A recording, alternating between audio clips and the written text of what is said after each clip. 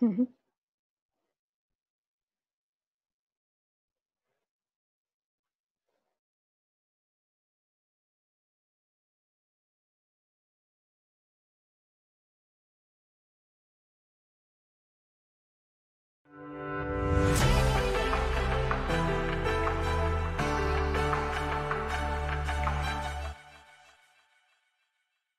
Hello, everyone. Thanks so much for joining us today. Very excited to be kicking off day 2 of Future of Retail Festival with this fantastic group. We're going to be talking about, or at least hearing about, demystifying the hype around virtual goods. An important topic in this day and age while everyone is in isolation in particular. And it seems like all things digital are where it's at. A corner of the internet which has been simmering with creativity for at least the last 18 months is the much misunderstood virtual goods sector. As a potential new and vast market industry, it appears to equally confuse and excite. One of the reasons for this is that it hasn't really yet properly been defined. So to do so is the aim of this session, alongside providing an illustrated history of its evolution and highlighting best practice examples of brands who are experimenting and winning in this brave new space. So the first half of this session will be a presentation format, and the last half is going to be an interview. Corinna Nobbs has pulled this group together. She's the founder of Hot Second. We will drop information about each one of the speakers into the live stream chat.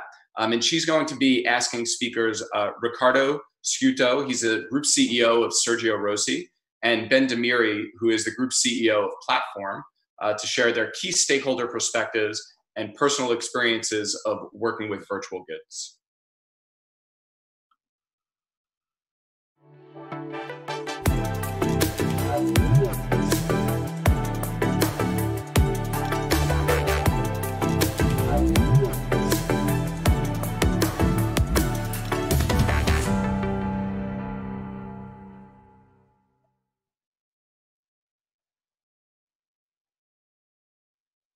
Hey, thanks very much for the introduction, Jeff.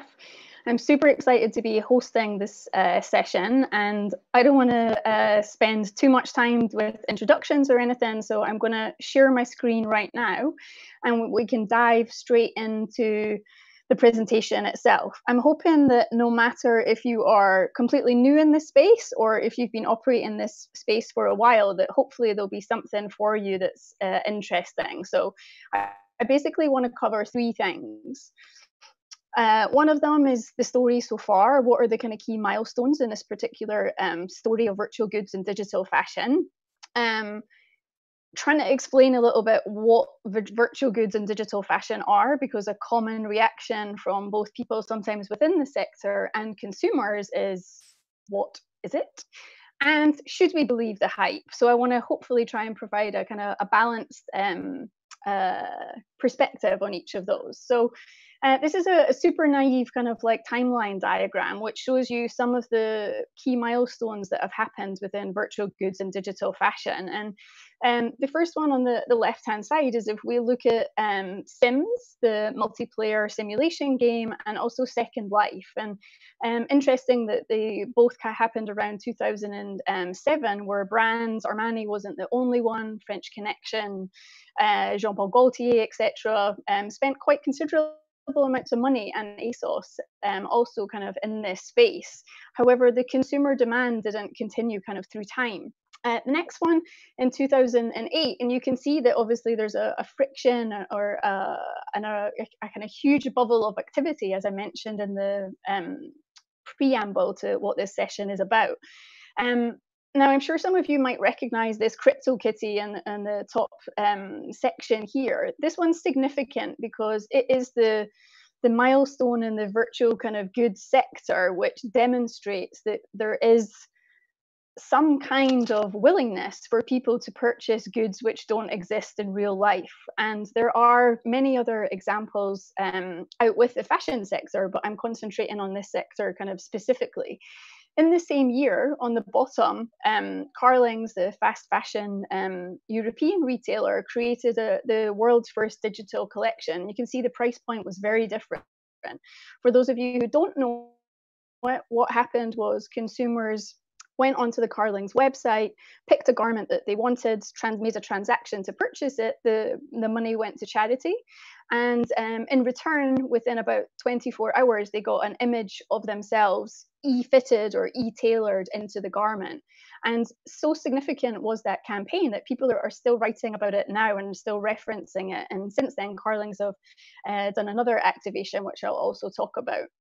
In 2019, we can see a definite collision between games publishers and fashion brands. So again, at both levels of the marketplace, there aren't many places where you can get a Louis Vuitton outfit for $25. And similarly, we can see Nike with one of their iconic sneakers as well being featured in this area. Again, kind of similar to the kind of Crypto Kitty scenario is the Fabricant, who are very much kind of pioneers in this space, as the world's kind of leading what they describe as thought couture, or the world's first digital couture house. And this was the lady in this image, was purchased this iridescent dress by her husband as a gesture of love. So for the princely sum of £9,000, she doesn't ever get that physical garment. She gets images and videos of herself in that garment to love and treasure for forever. And she has verification that she owns that. So potentially it could increase in value. Something that's super exciting that's happened in the last 3 months in particular within lockdown and quarantine is the emergence of ROHBAU and Tribute brands. So these are the world's first brands who have transacted in a stereotypical way to regular fashion, where the money created has actually gone to the people who's created it. So for instance, Fabricant and for Carling's, both of the money for those went to charity. And it's super exciting as well. You can see that Nicola Formichetti is getting involved in this campaign. There's starting to be kind of like traction. And then on the right-hand side, this is a very new example inside of a fashion gaming platform called Ada, who have created this digital manipulation of Moncler's Genius collaboration with Valentino, which in real life is £17,000 or dollars, and this equates to $17 in game. So we're seeing a new level of kind of democracy within these items. I'm not going to read these two out, but I think you can see kind of synergies between them. So they are representations of virtual goods and kind of digital fashion of real things. So for instance, in the virtual goods sector, we're used to seeing these in games where you could be buying guns or skins or kind of things to decorate you whilst you play. What we're seeing more recently now is that digital fashion is evolving so that this asset could be experienced and traded both in a physical and a digital environment.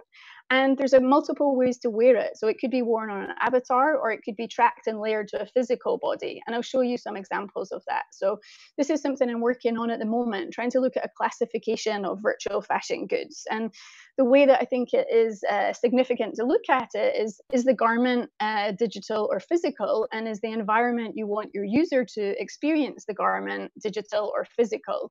And so if we start with the one that we're probably all most familiar with, the skin. So this is a digital garment in a digital environment. And again, you can't escape all the press and publicity that we've seen with Animal Crossing recently. And again, what's super interesting is that it was consumers in game who were creating the garments before brands actually stepped in and said, wait a minute, we should get involved in this. Sorry for going super fast, but I just want to make sure I would get enough time to converse. Physical environment with a digital layer, we're kind of semi-familiar, or it's easy for us to compute using a magic mirror type experience. And this is one which was created a number of years ago by Holition for Uniqlo. Something which is newer, the top two are kind of newer. And if we look at the context of soft wearables, so the integration of augmented reality as a programmable content is something which Carling's, that did the first digital collection, launched in December this year. So here they use Instagram filters as a way to update a basic t-shirt, which in theory means you can buy fewer physical clothes and augment them with digital content, which is super powerful. And there should be more people kind of experimenting in this space. And then something that's a bit more kind of less used. This is a startup called Super Personal outside of who are out of London, and they use kind of deep fake technology. So by adding your image, so your face, onto a pre-recorded image of a garment, somebody wearing a garment, this has really strong potential, particularly for try-on within an e-commerce environment.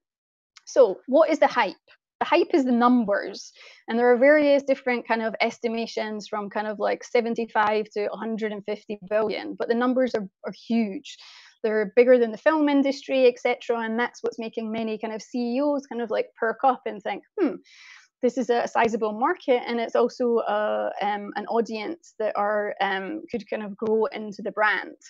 And there was a really good report published earlier this year by BNP, which looks at the virtual economy, and it states that 2.5 billion active accounts in the virtual economy, and they classify them as producers, pirates, and pioneers. It's a really good report I would suggest you look at.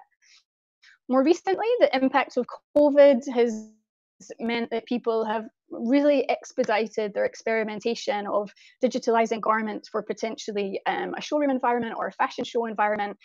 And kind of last but not least, we are overproducing, we are over-consuming. Kerry Murphy from The Fabricant says we really don't need any more physical clothing. And this year alone, we're manufacturing 150 billion garments. So surely that alone is also a really significant, more than hype, actually, to get people into this space. And this is a exclusive statistic which has come from Fashion for Good out of Amsterdam, some emerging research that says that virtual goods, the production of virtual goods and the consumption of them has 90% less resources than physical garments. And that's something, it's still a work in progress, but it's something I wanted to show you.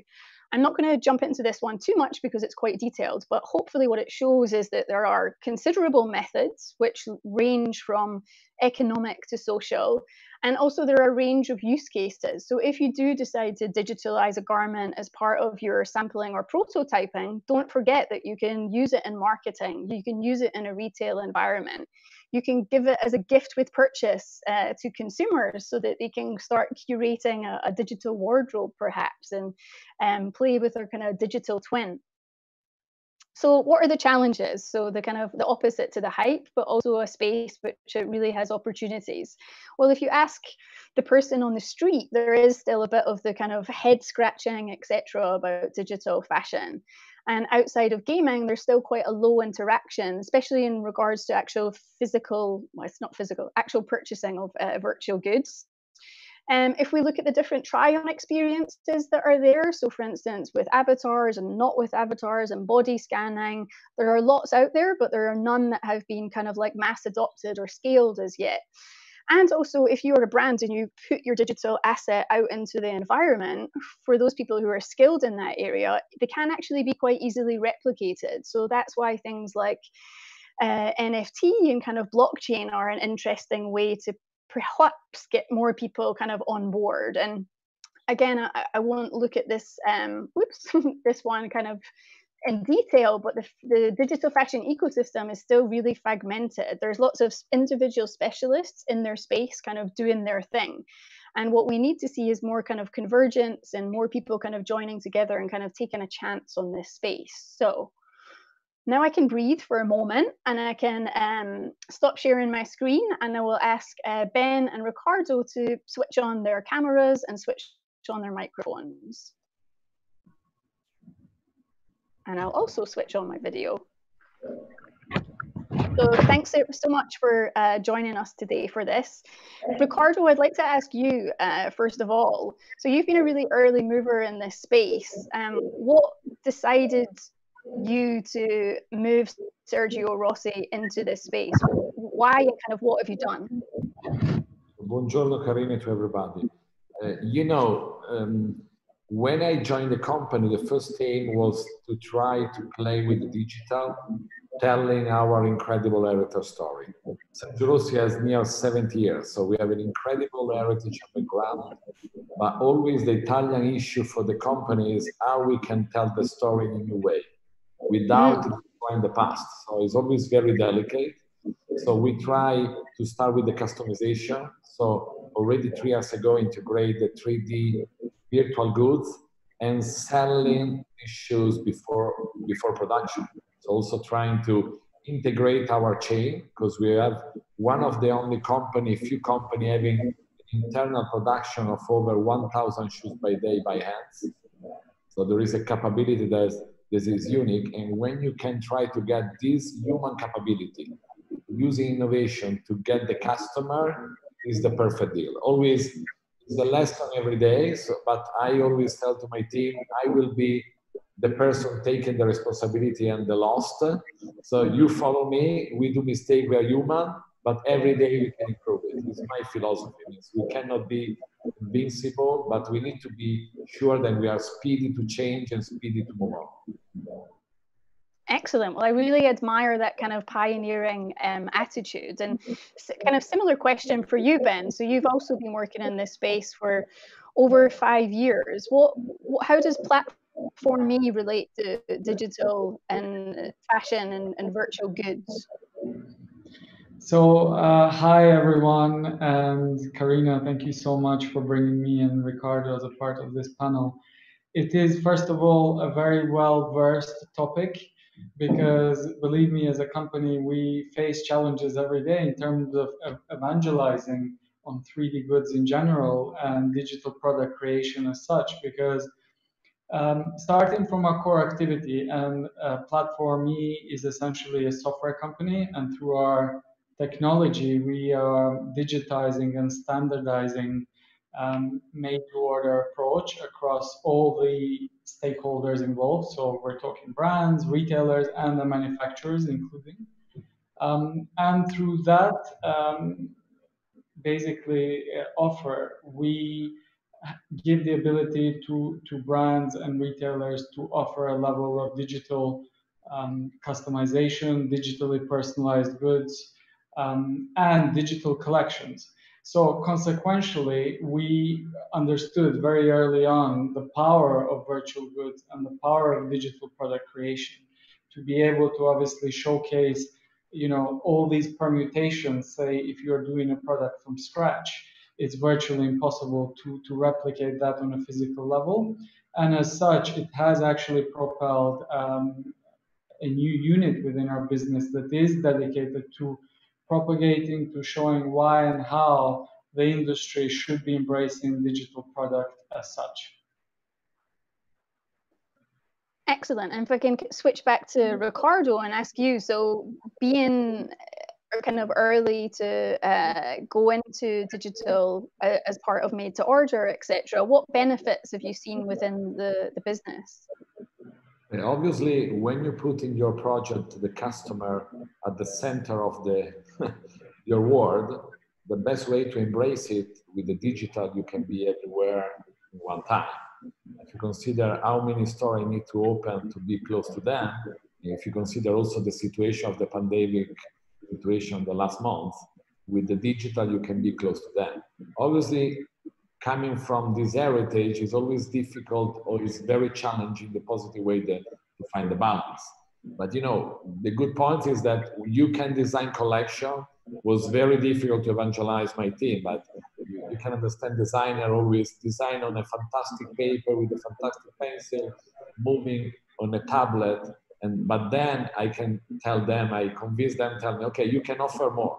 Because if you go digital, you can offer 10 times. There is no waste of leather, no waste of fuel, no waste of energy. But it's also something touching the sustainability, the good point.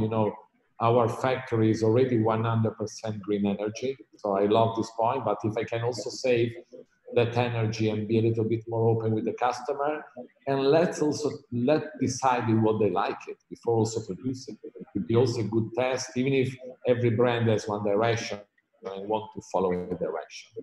But you can use and be used by the customer to be a little bit more integrated and much more quick to market.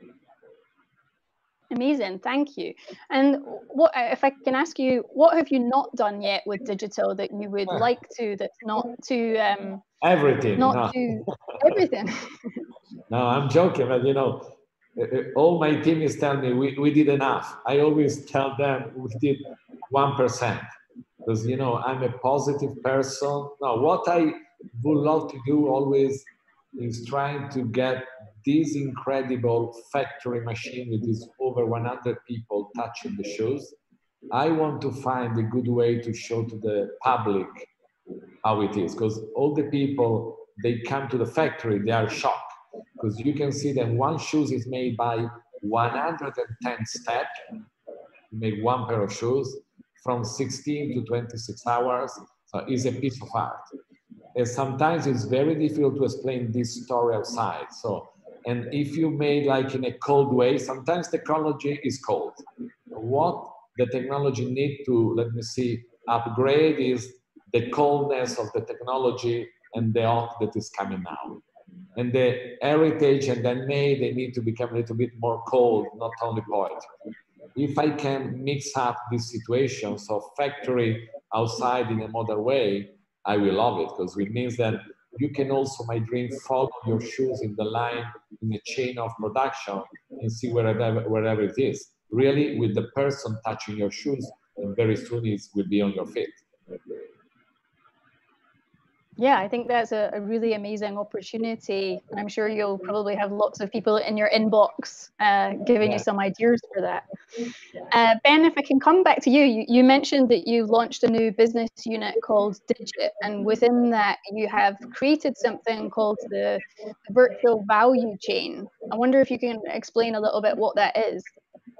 Sure, it will be my pleasure to do so. So, first of all, commenting back on some of Ricardo's points, we absolutely see digital product creation as intrinsic to the current processes of the industry. And I think for us, the biggest barrier, if anything, it's actually changing the mindset and going back to Ricardo's point of demystifying creating opportunities where we can have more transparency of what this means and how it will aid, how it will actually relieve teams to do things better and in a more creative way. So we don't see it as a trade-off. We see it as a really important add-on that will help tremendously in both in terms of time spent and definitely in terms of expenditure. And in return, it will actually create room for creative and critical thinking to spend more time on creativity and also looking at sustainability, which is definitely a part of this remit. So it's not about the trade-off, it's about slotting digital production, digital product creation in, if you like, as a part of the current process, and weaving that within the current practices is, you know, what we are about. So Digit was created essentially from this need to help brands get on with digital product creation. What do they need to do exactly? How is this done? What type of technology they need to implement? How will the implementation process be taking place? Who are the key stakeholders? So we look at key three areas. Obviously, what technology, which starts first from what we do at Platform E, but it's also about looking at the market and creating an opportunity depending on what the assignment is, what is the client wish list in terms of final achievement, to actually also look wider into the market and what are those complementary technologies where if we pair it all together, it could be a very compelling solution for the client. So it was essentially born from the need. It came very organic to us, where our clients essentially needed somebody to consult on the 3D strategy and somebody that could not just work with them on the 3D product creation, but actually also appropriate that in the right stages of usage. For example, it could be for an internal use, so from digital product sampling, for example, so digital merchandising, digital showrooms, to actually also externalize the use to the final customer, where from the digital product creation you can also extend the solution to your e-commerce and beyond. And then there comes the final layer, which you touched upon, of the actual virtual goods. So right now, what I've described and what Ricardo has described is largely driven by digital to physical approach, where in the end the fulfillment will be a real product, but we are almost certain, in fact, we know that virtual goods will be yet another level where a company could definitely leverage all this work done. But most importantly, that's, in my point of view, this is a fantastic way for brands to leverage what they're best at, which is their intellectual property. And if that can travel further through virtual goods commercialization, for me, you know, there is a big tick there. In terms of advantages, I would say, you know, they're very clear, you know, in terms of measurables. So you're talking, you know, significant reduction in time, and the inversion of hockey stick when it comes to cost, say, in sampling, which is one of the biggest expenses that a fashion brand could have. Reduction of cost, say, in e-commerce, you know, deployment, where, you know, the cost of shooting an item, you know, retouching it and all of that is enormous. And obviously, if you can then further extend that into a virtual sale as well, where, you know, I believe that's the ultimate holy grail, where you can leverage all aspects of digital product creation as a brand. So we work with our client across all these areas, starting Amazing. from very elementary things, from, you know, as a brand, you typically have a massive amount of key materials that you use in and out. We start with, for example, digitizing that, which is the first, you know, step. We help them obviously create the 3D models, 3D prototyping, their digital pack shots, which then helps them. I wanted to ask, actually, if I can like take out one of the things that you mentioned there and ask Ricardo. So I know that Sergio Rossi has digital customization stations in store, so that kind of blurring of physical and digital. And what are kind of consumers' reactions to digital in that context? Because there's a very hyper realization of the products which are being created effectively. The point is always, it depends on the customer. You know, new generation is, they are living this world in this situation. So for them, it's very usual to do it. The point then, you know, we have customers from 18 years old to 70. So you need to be flexible also with them, because you can help the visionary to be all digital. You have customer like in the new store that we opened in Monte Napoleone just 1 month ago, and you have the photo on my back, where we put this slide, but we are doing everyday sales by video call with the customer. Then one of them is coming with the taxi to take the shoes because they want to try back second times, and other times they want to receive a tone with a private car. You need to be, the big problem and the big challenge for the company is to be ready for everything. Because if you take only one way, this is my philosophy, you need to know where you're going. So try to have a really omni-channel direction. That it means that the customer is at the center, and if you want seeing by video, trying by physical, and buying by e-commerce, you should be ready to do it. You cannot just tell, I got the e-commerce, I got the store, bye-bye. And just the delivery in the store is the good way. Yeah, it's 10% of the possibility. Because perhaps it's coming to buy and try, and then it was a customization shoot. Then you don't have it, and you need to produce in the next 3 weeks. So this is why I try also to get all the production chain linked to me. We are one of the few companies with the size having the production chain internally. With the production chain, I received the order in Monte Napoleone. Tomorrow morning, the factory, my factory is already making shoes with my real people. So I'm using technology to be close to the customer, but then I need to use my real people to make it. Good point. This is a real example of the balance. But you need to make mistake, as I tell. When we opened the store was 3 days after the opening of the lockdown in Milano. I was the first brand opening a new store concept in Monte Napoleone. Everybody look at me like you are crazy. Then when they see the store, and it's crazy. You know, you have a slide with the shoes coming down, a real slide. Yeah, but the point is trying to get also the youngness and the neckness to the people. We need to take new energy to the people. It means we already suffer worldwide 2, 3, 4 months of suffering. Now let's embrace, I think it's a good occasion for technology.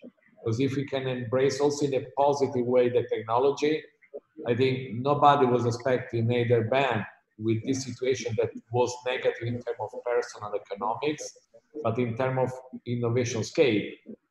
Means also the conference of today, most of the time we need to take the flight, come together and make it. Now everybody is usual to do, and also the attendance is much more than the physical. So you are reaching with technology more people, so it's working.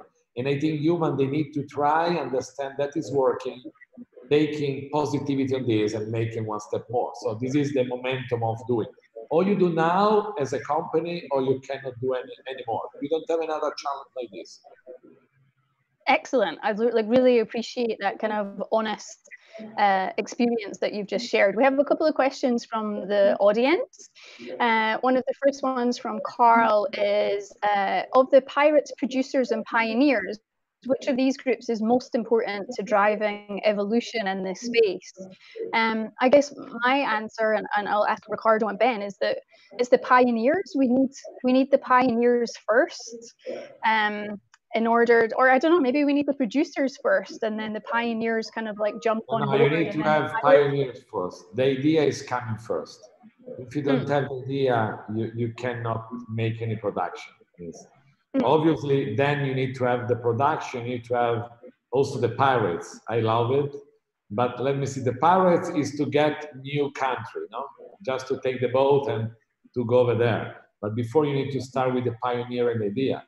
And I know all the time, with Ben also we discussed in the past, being pioneer is very risky, but it's fantastic because they look at you like crazy, because at the beginning they don't look at you like you are crazy. That for me is always a compliment. Then when they look at you a little bit more, it means that is a good point. Then when they follow you, okay, you are a pioneer, but you need to do 3 steps before arriving. Excellent. I really like that discussion. We have another question, which is from B, Inspired Clothing. Maybe Ben, you would be able to answer this one. So we'd love to know how a fashion brand with no experience in digital products could get started. Since Ben, you've got experience of the whole ecosystem, what would you suggest? Actually, it's a great question. I think if you are really serious about, embracing digital goods, this is a fantastic stage to start in. For example, at Digit, we believe firmly in working around 3 areas, which is technology, culture, and process, right? Which are all the 3 things that you can address at the very early stage when setting up digital product creation. So I think in this case, ask the questions of what is it as a part of the fashion system at the moment that is currently broken or not efficient, and replace those processes with digital processes. In our point of view, for example, instead of being a young brand and committing to huge minimums of quantities that you have to have in order to have your goods made in a regular way, instead of investing in that inventory, actually invest in digital product creation with a much more linear made-to-order approach, which would minimize the level of inventory commitment that you will need to do, and therefore expense, with the hope to obviously sell it later on, into the right technology early on. So you're investing in digital product creation that could have, quasi-infinite permutations. So you can also create new collections, if you like, out of that. And definitely embracing linear manufacturing systems as you go forward via made-to-order proposition. So that's what we would advise to any new brand that starts today. Amazing. I guess we haven't talked too much about consumer adoption of virtual goods and digital fashion. And the kind of $1 million question, I suppose, is when will it tip from being niche to mainstream? And although we've said that there are multiple parts to adoption of virtual goods, for example. So I don't know. I mean, if you think of something like a full body augmented reality filter on a social platform that you don't have to pay for, that obviously has an earlier entry point and an easier entry point than paying X amount of pounds for, I don't know, an Iris Van Herpen digital couture hologram or something like that. But yeah, my question to both of you is, maybe Ricardo, I'll ask you first. When do you think this might tip from niche to mainstream for the mass market customer? It depends. You know, I'm a little bit split in two, because if I'm following my factory and my artisan, I need to tell, okay, let's go ahead, but not so speedy. On the other side, I know that something will happen. I cannot know, because if I could know, I will change my job. But let me see. Obviously, we'll start, because if you see the new generation, the way out they are living the gaming, they are living the virtual reality. It's obvious that if you take 2 hours of your day on this, it means that you are taking out 2 hours of your day from the real life and from the real dress up and everything. So it's going to touch also the and care to the lipsticks, to everything. It means this usually will be, this is the point. It means not only the shoes, not only the clothing, it will be virtual on everything. So we'll be virtual. We are living, let me see, more life today. We already made during this lockdown. We are working by distance. You stay, you are the father, you stay with your wife. So you are making already many lives, something real and something virtual. So why not also I'm dressing this polo, but Ben can make something that the polo I'm nude and can cover me with something else.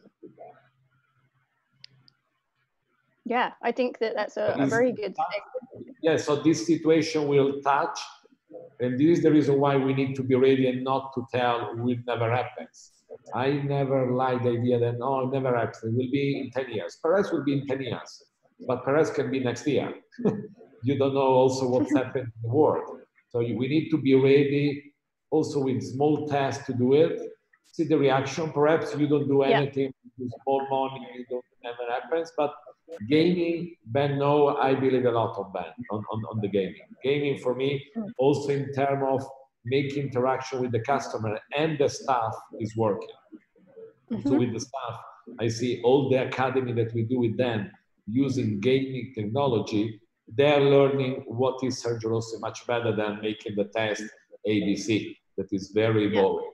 So you see already our people, they are linking the gaming. They have only a small faces making a cartoon, but if tomorrow I can tell you, I pay you the bonus, dressing better the cartoon, the avatar, perhaps they will love it. I appreciate that kind of colorful explanation or idea. What about you, Ben? What's your prediction? So first of all, again, I never see this necessarily a competing area or an area that takes away from other areas. You know, like any new attempt to, you know, to a new way of selling by a new technology can sometimes, you know, feel very overwhelming and in some aspects also quite threatening compared to traditional practices, right? I mean, e-commerce was one of those areas, and I'm sure Natalie Massenet can attest to that. You know, she had to obviously court brands and show them that this is possible and it will be fine because their physical stores will still keep on selling. And if you look at the market has grown bigger since e-commerce. It hasn't really, there was not really a trade-off overall on how much a brand sells. Of course, more and more the e-commerce sales are growing. It's on the digital part. But that's not to say that the market has shrunk or it has changed from physical to digital. As the market as a whole has grown when you look at it. So I see it as more is more. I see it as a new way to market to your customer. A new way to basically sell and leverage your brand IP. So I see it as an incremental from my point of view. And really, when we think about the customer, even omni-channel as a notion is somehow dated. You have one channel today, it's your customer. So wherever they are, I think as a brand, you should be present and appropriate the form of communication in which they will be engaging with you. And, you know, I see it as a form of inspiring. So you may discover, a garment and a brand via a game that you love, and may end up actually purchasing the physical, option as well. And vice versa. You own something physically that you love and you cherish, but you want to mirror that online, and you're going to purchase that online. So I really see this as a augmented ecosystem that actually helps you engage with the customer. And here, I would invite everybody to think outside of the box of the industry, whereby we need to look at what are the biggest technology companies doing at the moment. And actually, when you look at it, the battle is to really enter your homes in a very seamless way via speakers, via game consoles. For example, Google launched a gaming platform late last year. We know obviously the speaker power that has infiltrated our homes. So these are all technologies that attempt to communicate with you as a consumer at a continuous basis without any friction. And if we as an ecosystem can find ways to actually cater to our customers, to talk to our customers, and be able to market to them in novel ways that, again, don't pose a friction because the customers are already there, they're obviously engaging, I think we should be embracing that without worrying about the trade-off. I think it's all going to be good and actually help overall.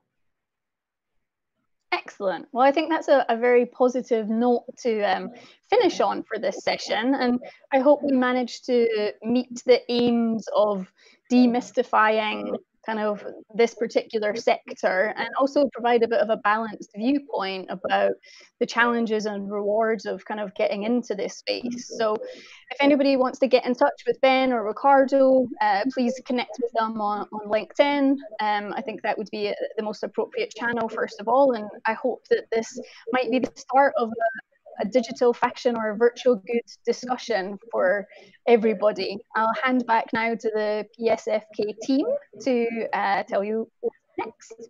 Thank you so much to Ben and Ricardo.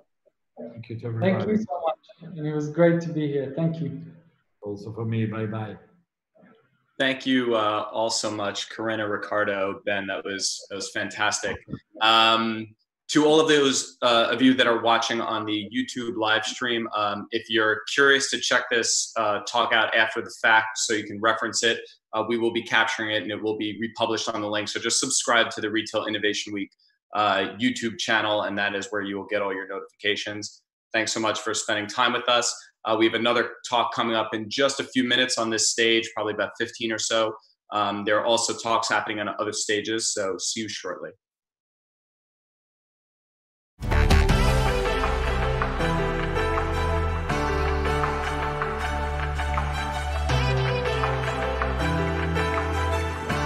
Thank you.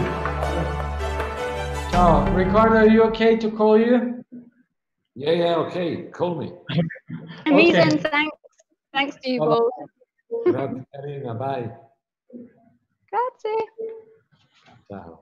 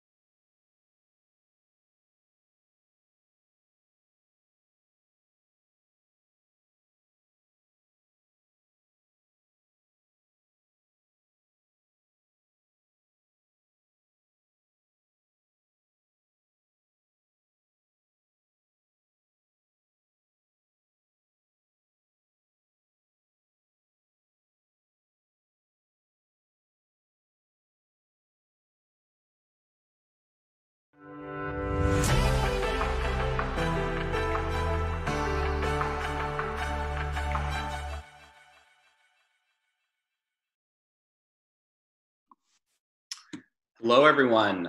Thanks so much for joining us. This is the Revolution of the Retail Destination talk. We're joined by an all-star group today. We have it's a world-class panel of technologists, developers, designers, and retailers, and we're going to be hearing them discuss the impact of digital influences on the future of the physical retail space. The session is going to be moderated by Carl Boutet. He's the chief strategist and founder of Studio RX, a retail strategy advisory firm serving a wide range of retail clients, including solution providers, designers, and federations. As we accelerate to a 50-50 digital physical world, we will look beyond click and collect and digital displays to what is the e-influence on experience design and the business model to support it. So we have 5 panelists here. Carl is going to be joined by Isabelle Blondet-Gonté. I hope I've pronounced your name beautifully. She's the co-leader of Decathlon's Strategic Vision 2030 initiative. Isabelle is the head of architecture and international development for the world's largest sporting goods retailer with over 1,600 stores in 57 countries. Sounds like a lot of responsibility. We're also going to be joined by Michel Lauzon. He's the founder, president, and creative executive officer of Lab, a design innovation collective founded in 2017. We also have Claude Sirois. He is an independent consultant and former president of Ivanhoe Cambridge. And finally, we have Sam Rofe. He's a partner at Monthill in Dubai. With that said, I will throw over the stage to Carl.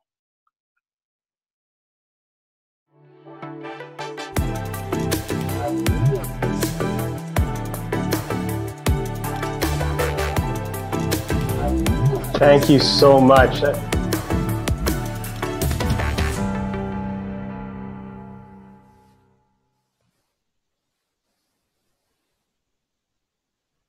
Thank you so much, Jeff, for the intro. It's fantastic, and I would invite my panelists to open their cameras and come off mute because we're going to have a really exciting, almost 50 minutes of conversation and basically exchange that it extends and represents a manifesto that we're releasing today.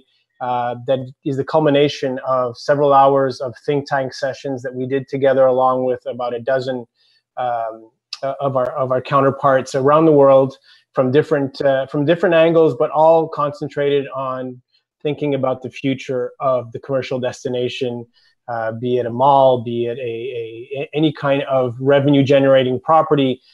We've had a lot of questions, and what instigated the think tank, this is sort of informal collective that was created in a very COVID ad hoc manner, was having had several conversations at the initial stages of, especially in areas of confinement. We were all really thinking about the model, and one after another, having these conversations, I thought there would be a greater opportunity to pull these fantastic people together and get them to share and collaborate around, okay, what are the factors that we need to consider when we're repurposing or thinking about the future of commercial destinations and retail, and how that's all intertwined. And as we know, much of these dynamics were already in motion. My theorem is around acceleration and how this crisis is making us think more rapidly about how we're going to need to adapt. And what's interesting about this group is, again, it's a multidisciplinary group. We have developers, as Jeff was saying. We have architects, we have designers, and we have a retailer who happens to be representing the strategic vision of the world's largest sporting goods retailer too. So nothing, as Jeff said, quite a task. So let me kick it right off, and I'll share at the end the link where you'll be able to find the report and go into the manifesto, which is meant to provoke a greater conversation. But we thought this would be the perfect stage to introduce it. So Jeff's introduced sort of our panel. It's meant to be, again, sort of an extension of the conversations we had. So it's a sort of a privileged look into how the dynamic of this group worked and what brought us to think about the future of the commercial destination. And I'll start, and just to get the stage fright out of her, because Isabelle is is from France, from Lille, heading Decathlon's group. For those of you, again, not so familiar in the US with Decathlon, I highly recommend you look into them. They're an amazing sporting goods concept. And Isabel, how are you?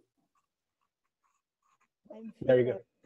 I'm very happy to be with you and to share what's happening in Europe, because today we have opening again our store, and we have a big we need to take a big decision, like you say, what is the future for the retail. And we discovered during these years, we bascule to the I.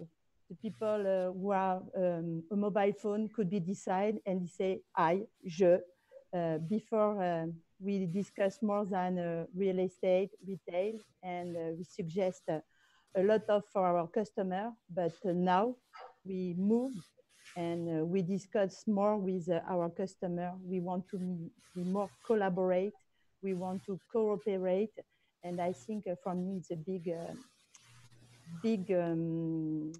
thing I retain for these few months.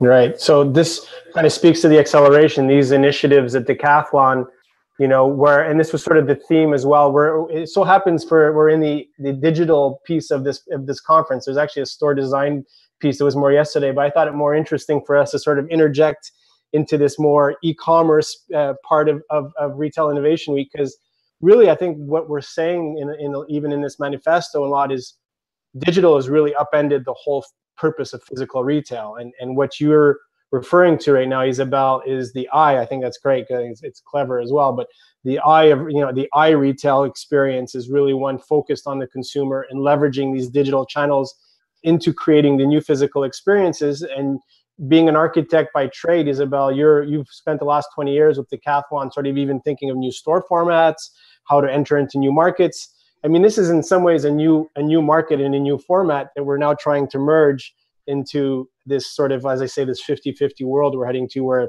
we even sort of lose what that difference is. So how are you in Decathlon thinking about 2030 right now? And I mean, in this acceleration, it must be very difficult to even think beyond 2021. But let's just for argument's sake talk about where's your head at?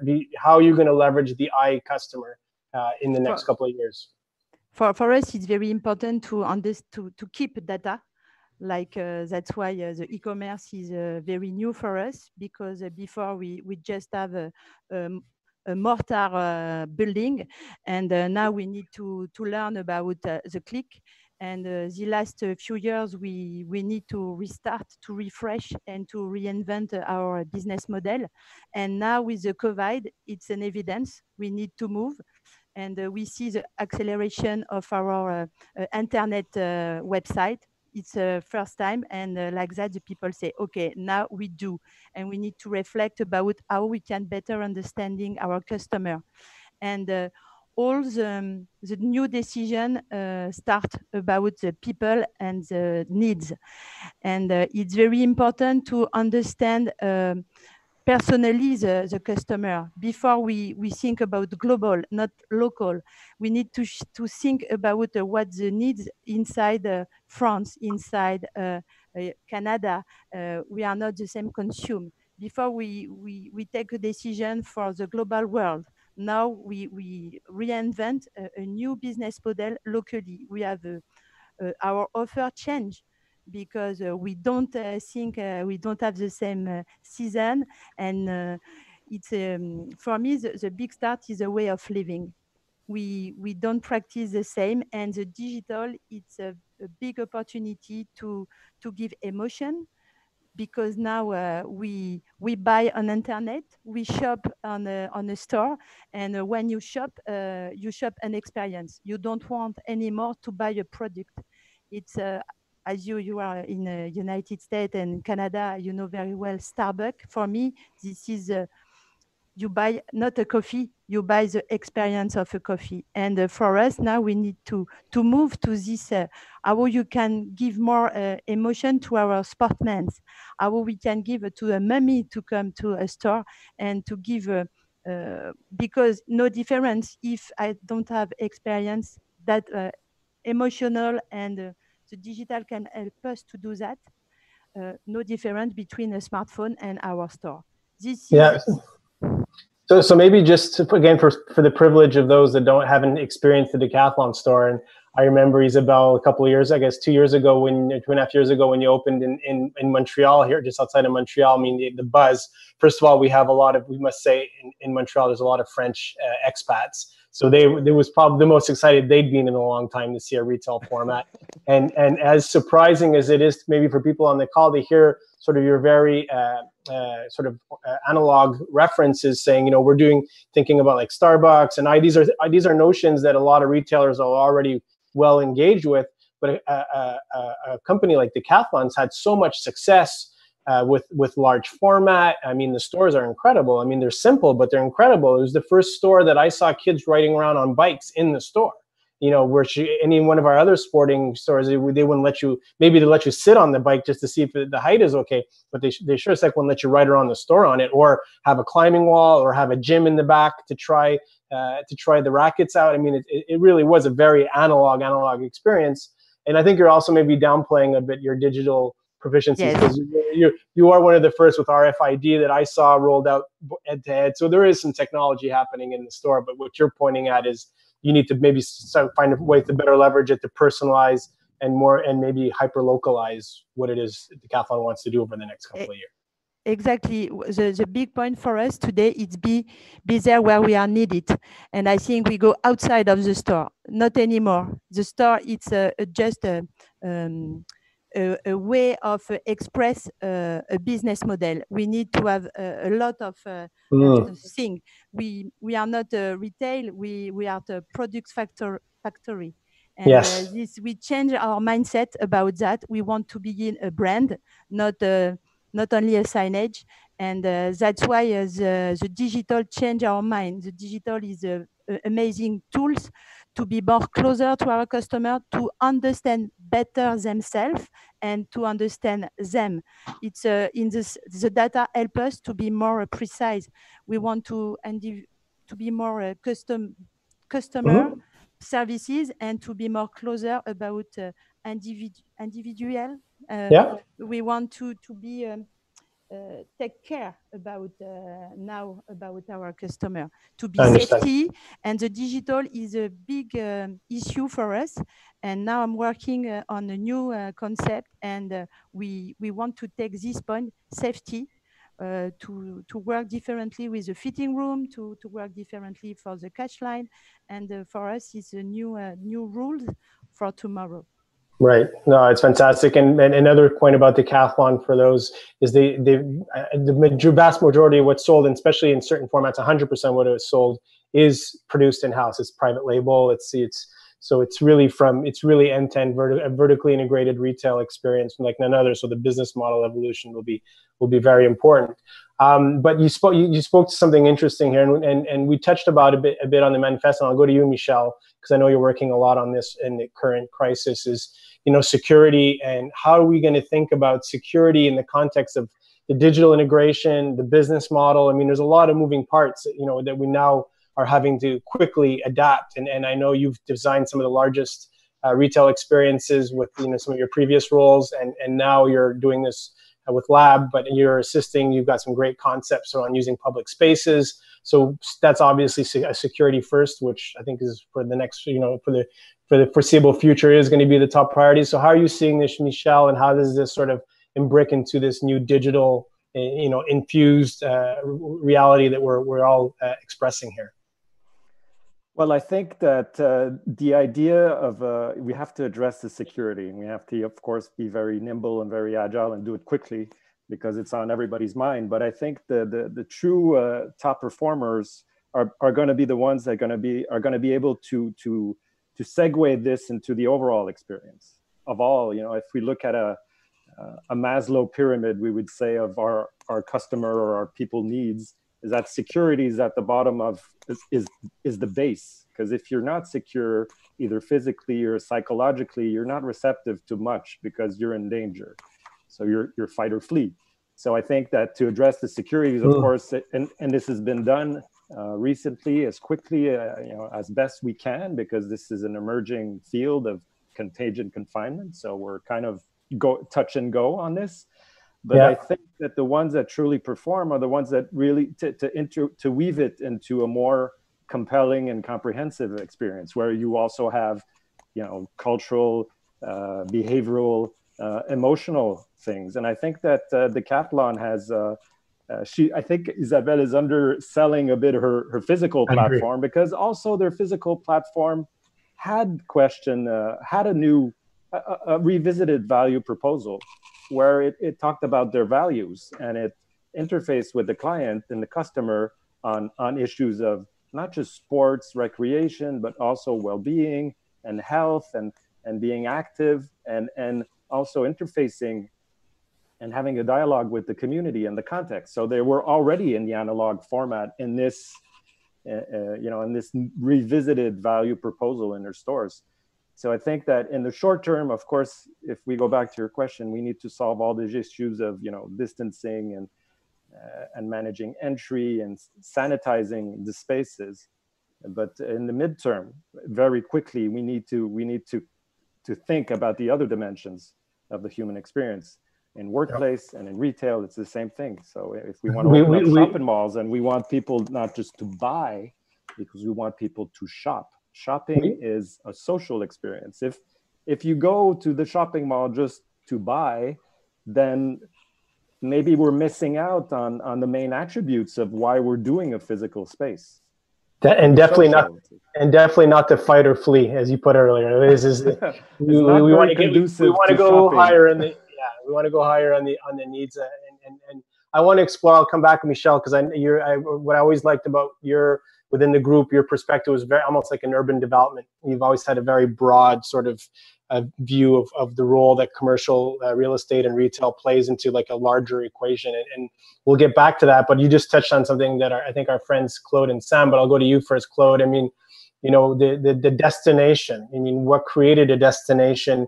And you managed some of the largest projects, and you oversaw some of the largest repurposing projects of our malls here in Canada, and your investments around the world. But I mean, for instance, you know, what Michel was just referring to is you know, making this a human experience. And we had it in Montreal here, the Eaton Center, for instance, the Timeout Market, which was very innovative way, you know, one of the you know, among the first sort of high-end food concepts to reinvigorate a mall. So where are we going with this? I mean, where are we going to take the model next, so that we can speak to what Michel was just saying earlier, the security, but also the experience? I mean, where's your head at, Claude, with how we're going to be able to leverage this new reality? Thanks, Carl.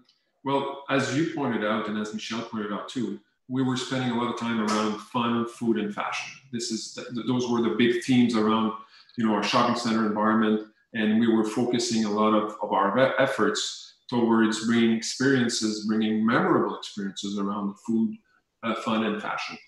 So if you break that down a little, and, you know, we use the expression like, you know, in the good old days, right? The good old days were like 4 months ago.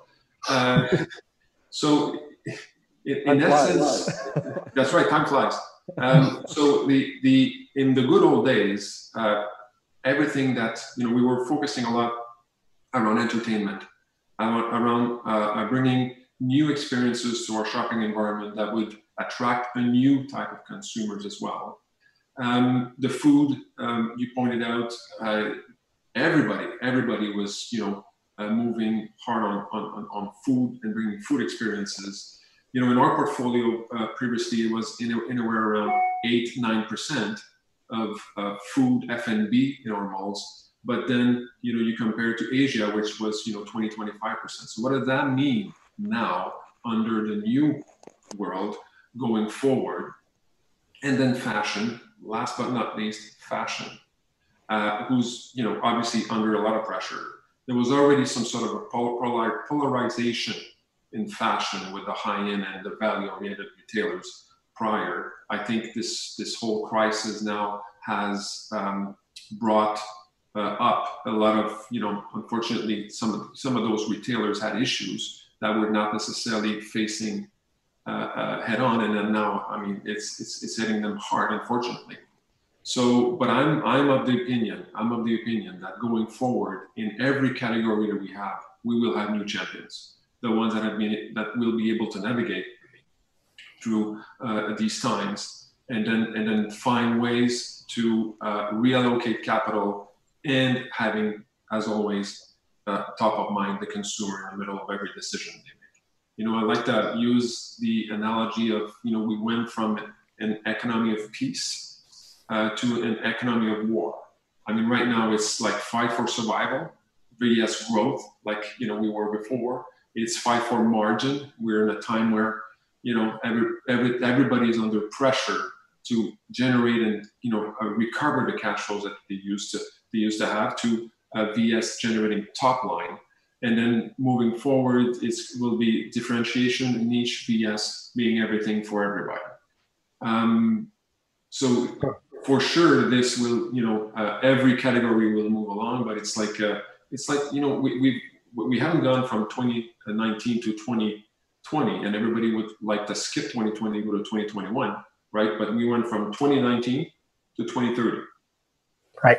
Yeah, that's the acceleration.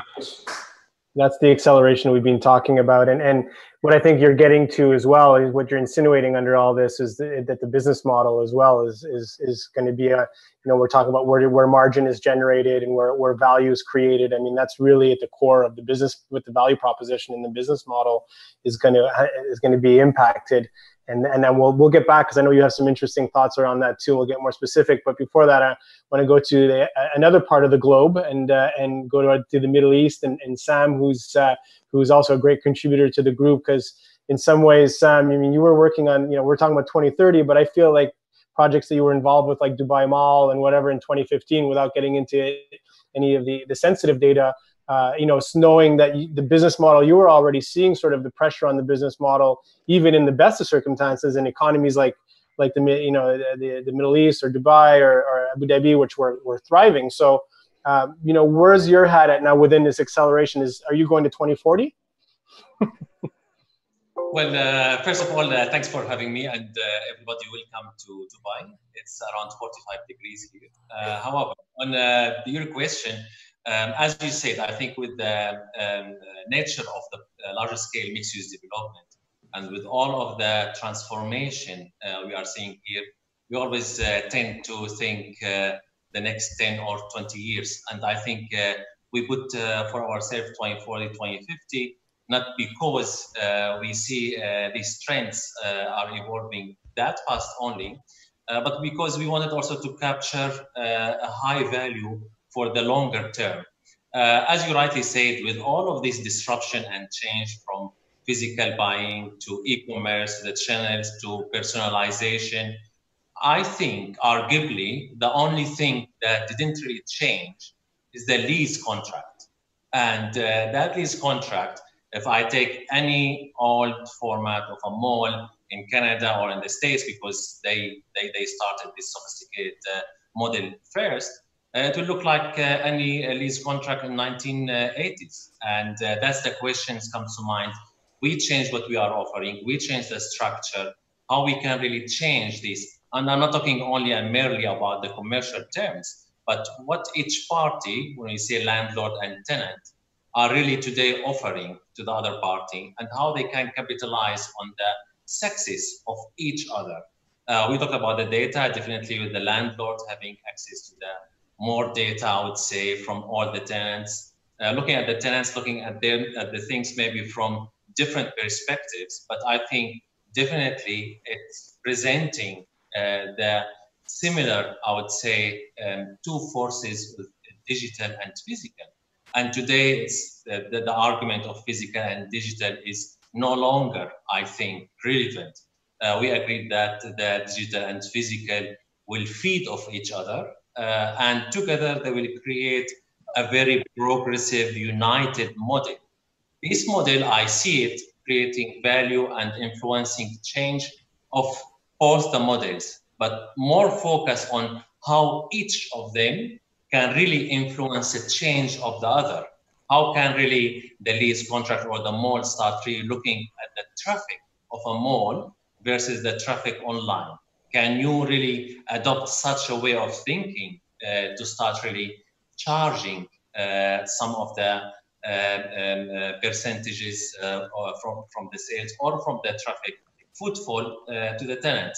That's one thing. The other thing is, what are the services? I would feel that in the coming 10 to 20 years, since you ask about the future trends, I feel that the store in a mall will be commoditized, in a leverage, and you will think about a different thing in order for you to create the value for you. So basically, taking the mall and making it a digital platform sounds like what you're insinuating in some ways. How does the mall become a digital platform that can measure, analyze, quantify, qualify consumer behavior, really, I guess, and probably not just within the mall, but beyond it as well, because it influences behaviors that go well beyond those four walls. Yet the business model, the lease contract, is a very confined four-wall business proposition, right? Absolutely. And then you look at how this mall will create, as we said, value. Even if you start with the supply chain, why today we talk about the supply chain from only the loading base on the mall to the stores? Why can't this supply chain extend from the mall to the country of origin to the even the manufacturing places? And beyond that is how you create that as, again, a platform. When you commoditize any mainstream business, the value jump to the layer above and below, as we say. Means then the mall can ask the tenant to work together to create a value, either from transactions, e-commerce, supply chain, and as I said earlier, the mall start becoming really a partner in creating value and moving from a physical space to a solution provider.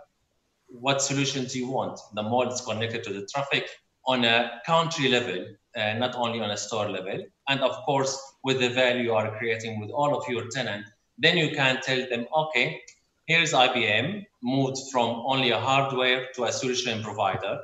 Let's work with you, Mr. Tenant. Tell us what you want.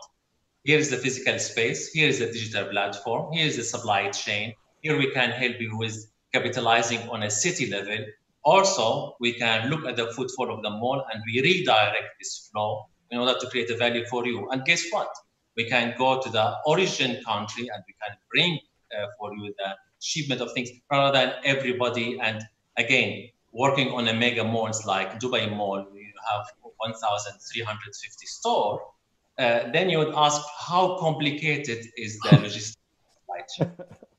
Yeah, that's a bit of a daunting task, and we'll get back to. I'll come back to you because we're gonna get back a little more into the business model. But also interested to think about. You brought up in the group how mall owners wanted to become retailers and retailers wanted to become mall owners, and it doesn't always work out the way they thought, because they're smart business people and they understand the overall dynamic. But executing on that dynamic can be a lot more complicated than it sounds. And coming back to Isabel, because I think that she has an appreciation for that, and she was pretty transparent with us too, Isabel. Yeah, you mentioned to us how the mall owners thought that you had perfect data to share with them, and that's not always the case. I mean, we think that retailers understand everything that's going on, but you're also working hard to try to keep up with these platforms, and having one more, like a mall, for instance, and you've looked at a lot of different formats, Isabel. I've seen some very small formats that you've done on the side of a beach to some of the largest ones you've done here, as part of malls. I mean, how do you see this ecosystem? Do you think the mall can still add value to what it is that Decathlon wants to do? But when I say we need to be where we are needed, I think because we talk about sport, but we need to be closer of a stadium. We need to be closer. But after, I think it's a question of timing. When Hussein talk about lease, I think it's very interesting to have a new lease with a new timing for 1 month, for 2 months. And today we can see we have a flagship and you stay for 20 years. And we go in a city center, perhaps you just stay three years. And I think we need to think with a different level of time.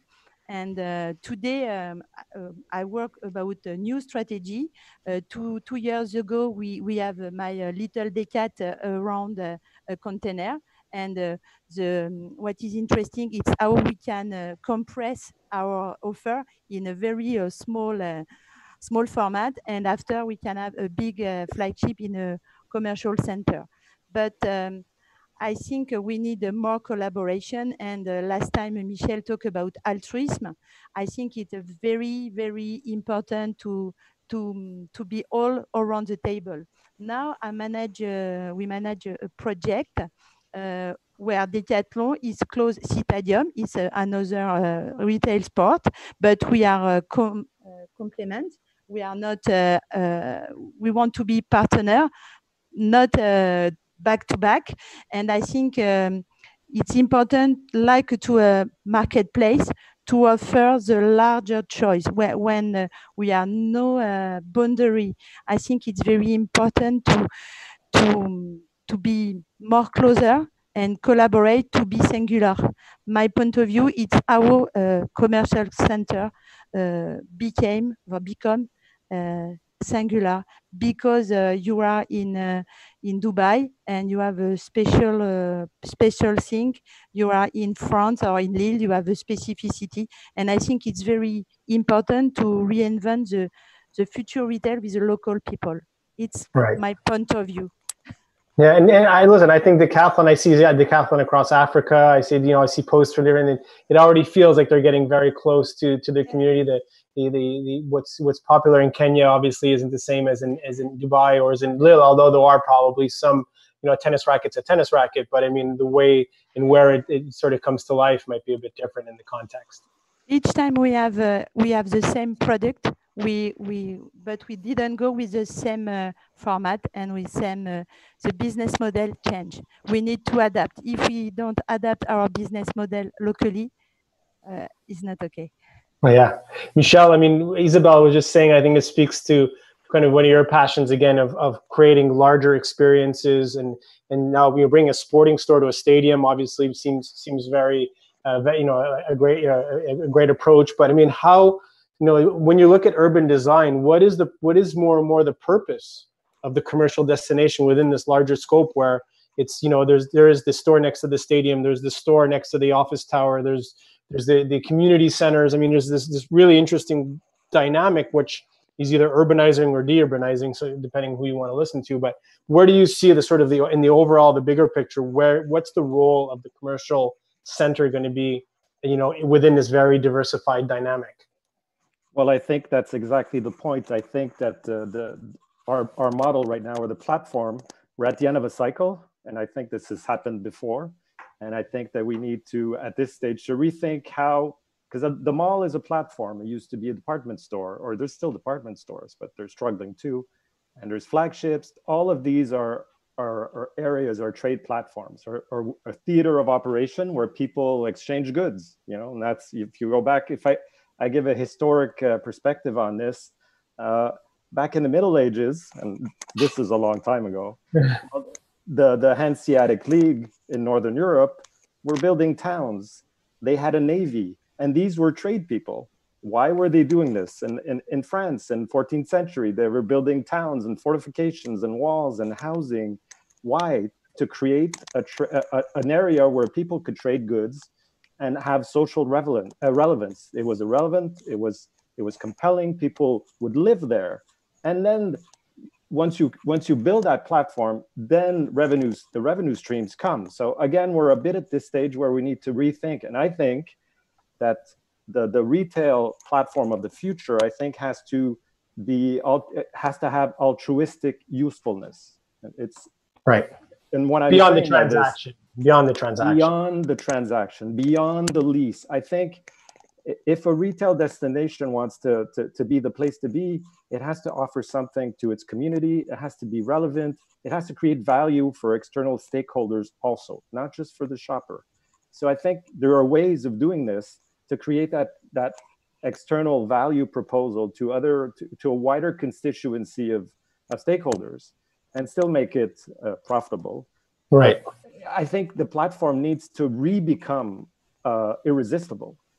you know, when they were doing department stores, it was irresistible. Yeah, Why was it irresistible? Because they were building the modern downtown. They were building skyscrapers, and they were doing department malls, department stores, which was actually a retail street, but on multiple levels. And that was creating real estate value for other people, because it was clearing land where people went and where there was a lot of foot traffic. It was creating foot traffic. It was creating real estate value for other stakeholders. So it was very relevant, and it was disruptive, and it took the whole stage because it was creating that value. So I think today we need to rethink how to create that value. And there are attributes that the physical destination has, and we talked about it earlier. It has a grasp on local demographics. It knows consumer behaviors in that area. It has data, and it could be a purveyor of, as we said earlier, it could be a generator of foot traffic, of experience, of memories, and it could be a data provider also. So I think the attributes are there. Speaking to Sam's point earlier, absolutely.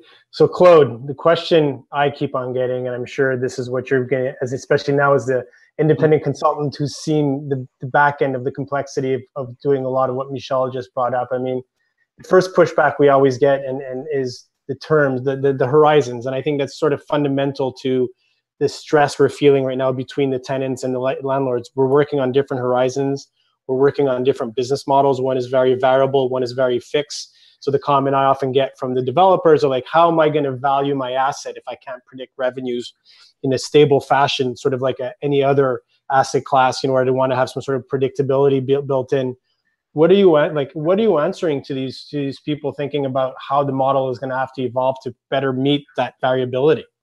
Mm-hmm.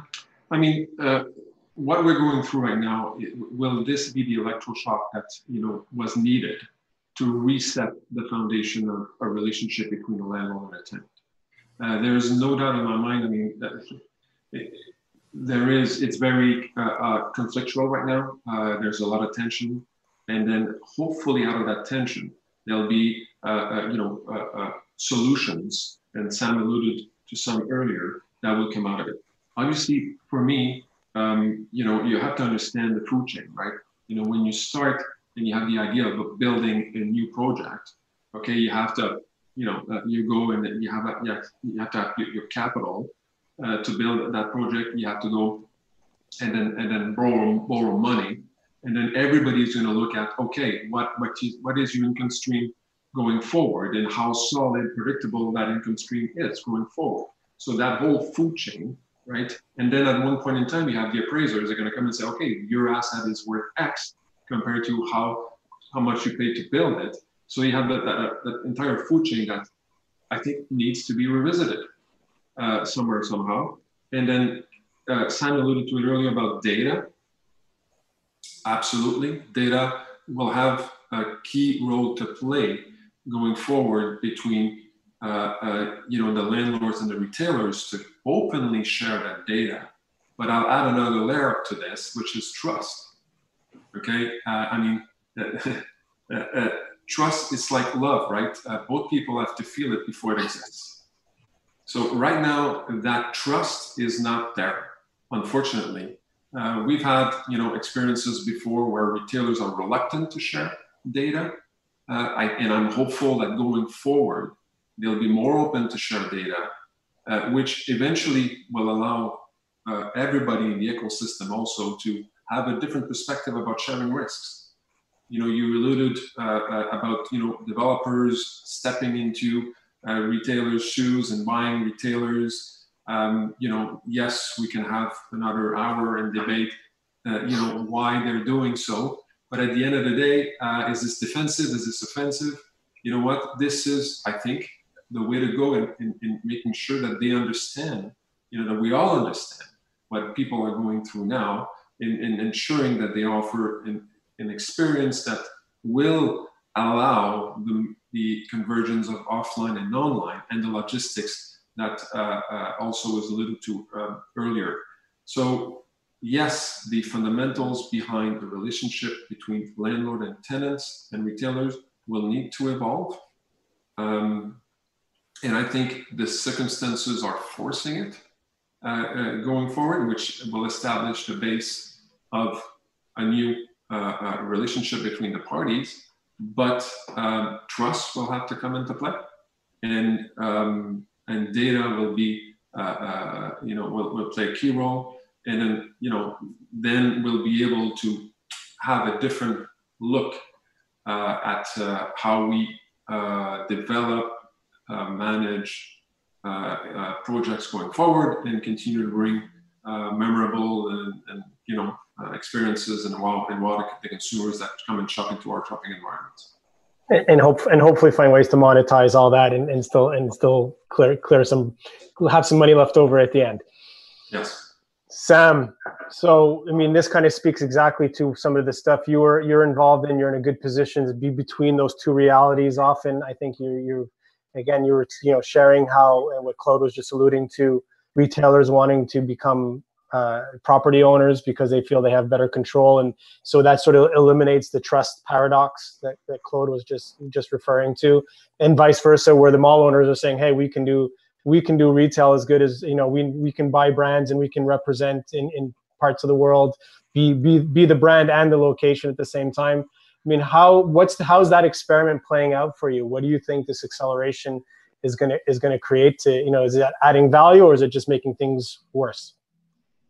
Well, as you mentioned, the approach to it, I don't think is the right approach. When you see tenants saying, okay, because the rents are high and because we want to have a little bit of more control in ourselves, then we can open our own mall. And with that, they actually realized that the transformation from tenant to mall developer, it comes with a lot of other challenges, but also it would require different skill set and the capabilities today, even from the most, let's say, innovative parties on the tenant side and on the mall side.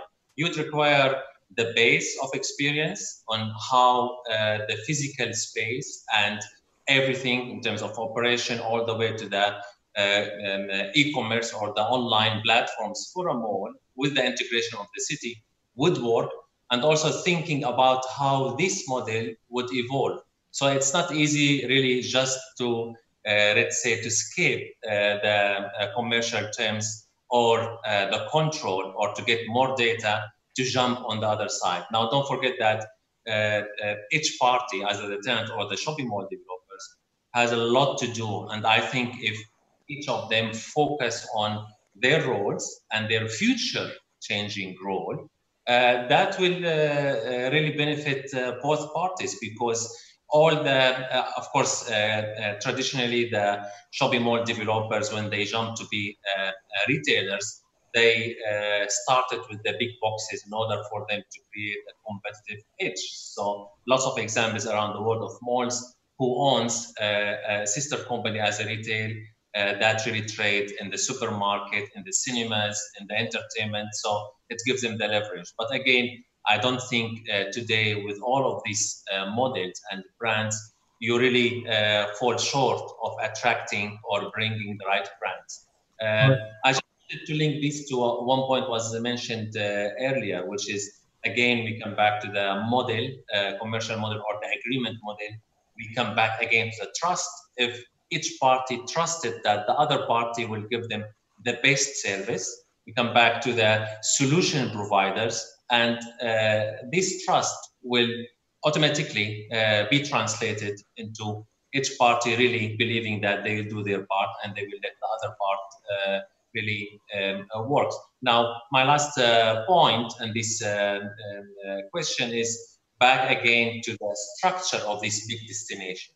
Today, the structure of this big destination, with all of this evolving and changing trends, some of the shopping malls, they're saying, okay, can we have 20% of the lease area with a fixed tenant, and 80% becomes a store as pop-up store? That means it's programmable, it's changing, it's a short-term leases, it's responding to the community needs, but more importantly, it's reflecting what the consumer behavior within this mall. And slowly, within 5 years, the 80% changeable pop-up become 20%, and the 20% fixed become 80% when these tenants prove with the data and with the footfall that they are the right people and the right place and they are creating values not only for the mall, but also for themselves, and more importantly, for their customers.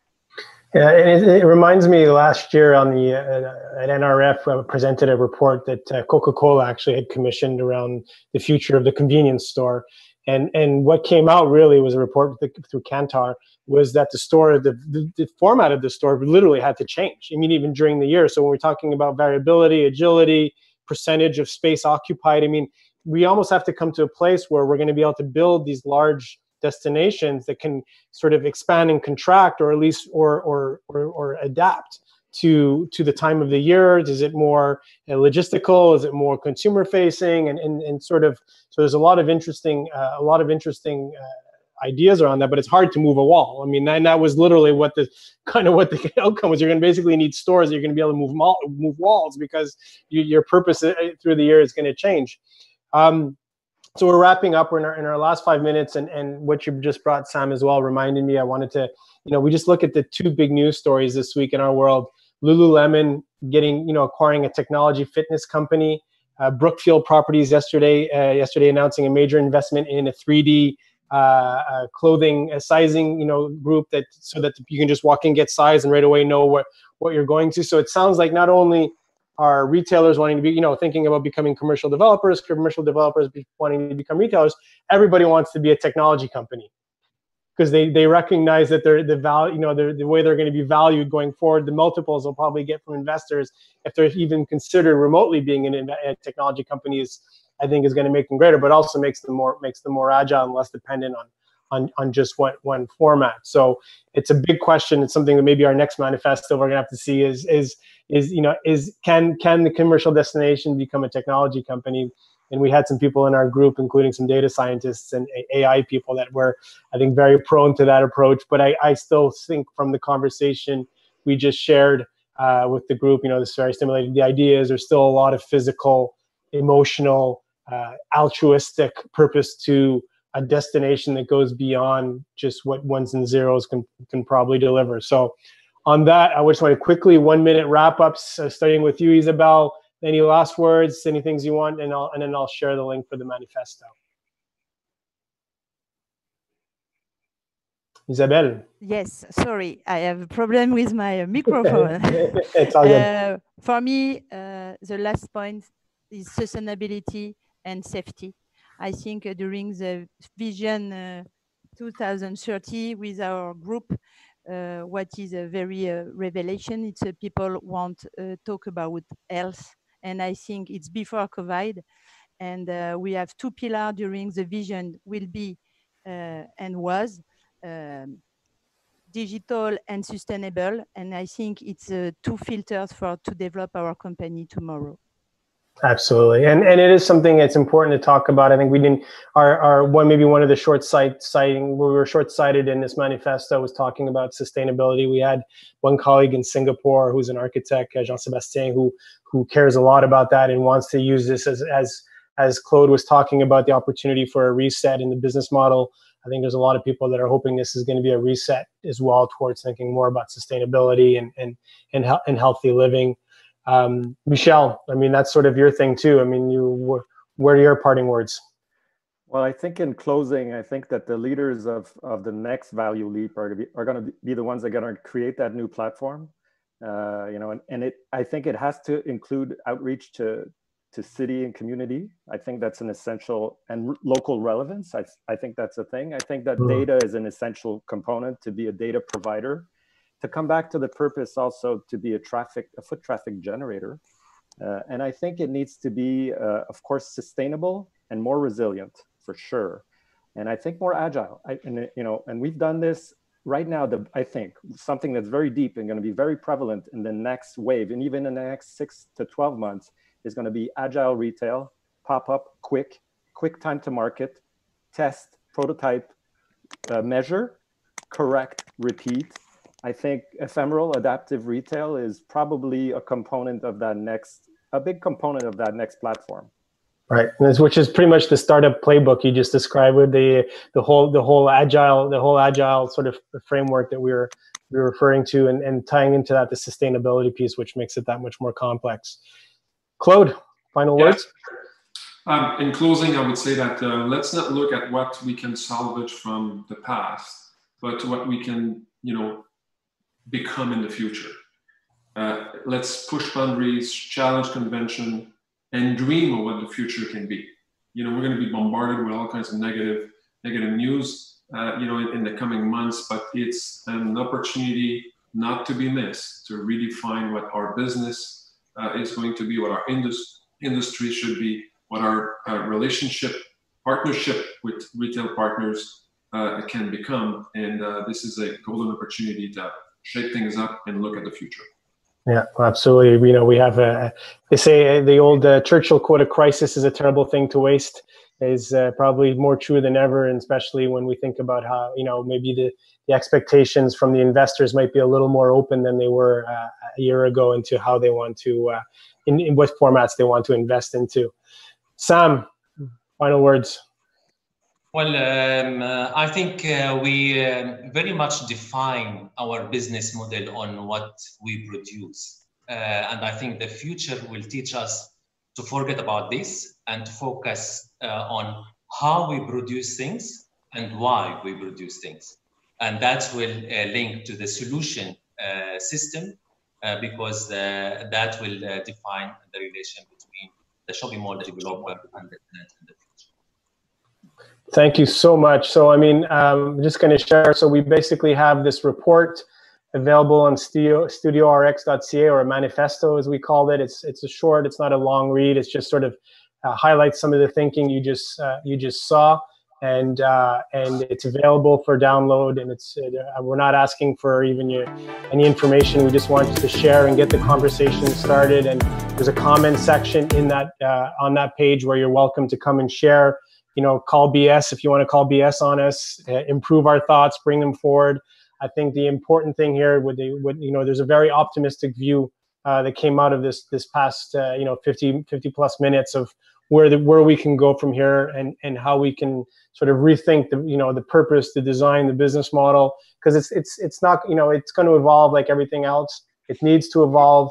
And I think the people that contributed to this manifesto, who I deeply again want to thank all of you, for joining today, and the ones that helped contribute to this report, which was truly a global effort too, by the way, not just having some in Dubai and Isabel in France, but a team in Nepal that helped put the report together that I want to thank as well, and all our colleagues from Shanghai to San Francisco that were a part of it. So thank you everyone for being here with us today. I hope you learned something. You exposed to maybe some new faces that we don't see all the time on these stages as well.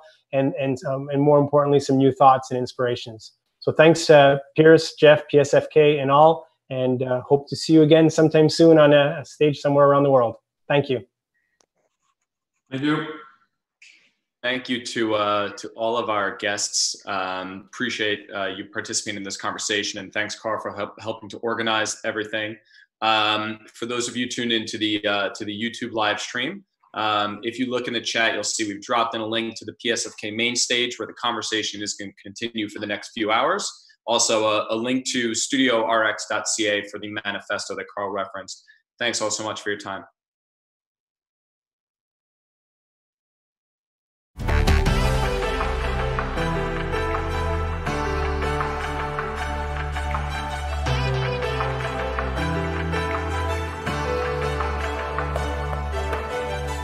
Thanks, everyone.